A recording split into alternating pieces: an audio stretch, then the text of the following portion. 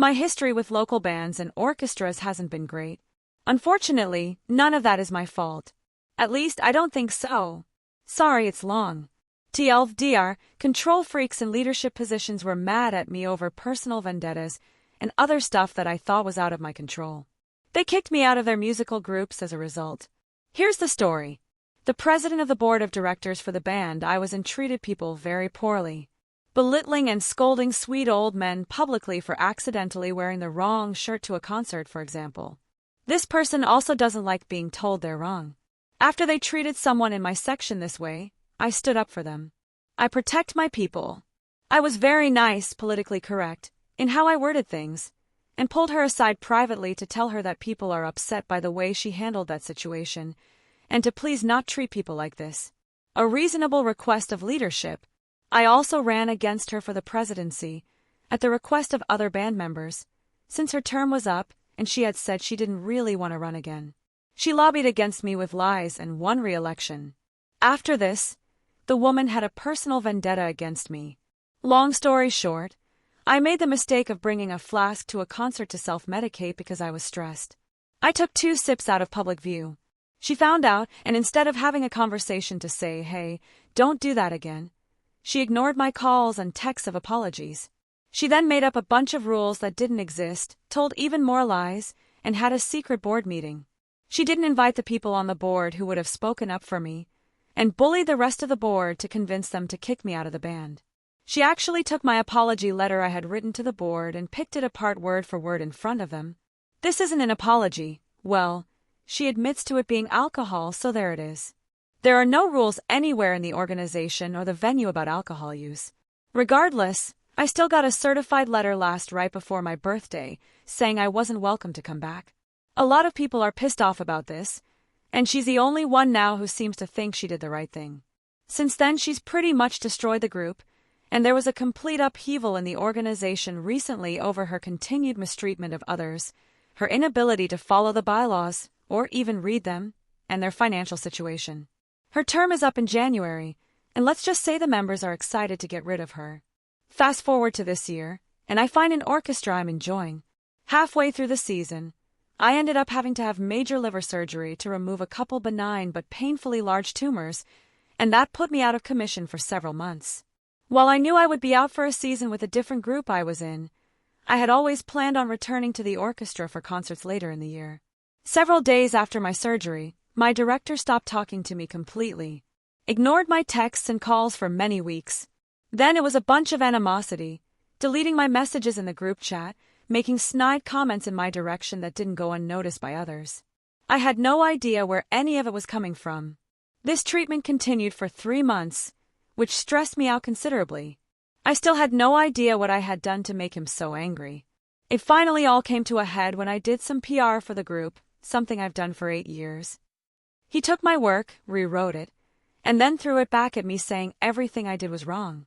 This got me really pissed off, and I confided in a few friends within the group about what I should do. I thought about quitting. Finally, I got through to him via the personnel director and he called me. During this phone call he said he was incredibly angry with me because he heard rumors that I wouldn't be returning to the orchestra for the remainder of the year, resulting in him doing hours and hours of extra work and stress from trying to fill in the spaces I would have left open. The problem is I never said that. I had always planned to return, and he never once asked me directly what my plans were before taking his own action. All that time I had been asking him about music for the concerts I thought I was returning for. When he told me after the fact that he hadn't planned on my return, I asked him if he wanted me to just sit out to make it easier on him. I didn't mind doing that if he had asked, but I really did want to play the upcoming concert. He told me to come back anyway, which apparently caused him more work. He said he's angry with me because the section I played in is now bigger than he wanted it to be. Additionally to that, he said he was angry with me for publicizing our next concert in a publication whose owners he doesn't agree with politically. How was I supposed to know that? This person who's had all this animosity toward me, who refused to communicate, refused to sit down and go over his vision for PR, which I asked for several times, is angry with me for doing a job I was asked to do without telling me exactly what he wanted in the first place. I can't read minds. I also can't help that I had surgery, and if I had any plans to not come back, I would have contacted him to tell him as soon as I knew. That would be the professional thing to do. In fact, he was one of the first people to know I was having surgery and would miss that part of the season in the first place. He did all of this extra work based on unconfirmed rumors and blames me for his stress. He's mad at me for supporting a publication that gives money to the Trump campaign. I really don't care to mix politics and music. I knew nothing about that publication other than it's a big one and a good chance to get our concert information out to the public. Lest we mention, he was also pissed off at me for saying I had a goal of 150 audience members at the next concert. The last concert had 100. I didn't find this unreasonable, but apparently he did. I really don't understand that. He was really pissed because someone told him I called him an old, intolerant white man. He's Hispanic. I posted something on Facebook referring to past similar situations where I'd been treated poorly for being young and female, and I generalized that it was usually old intolerant white men who treated me this way. I wasn't referring to him. If anything, I am actually surprised and hurt that he, being who he is, would treat me like this in the first place. I didn't bother arguing with any of that because I was still floored that he was pissed off about these other things. But of course, he believes rumors over the source, and yet again here we are. At the end of the conversation, at first he asked if I wanted to return for the last rehearsal and concert for the year.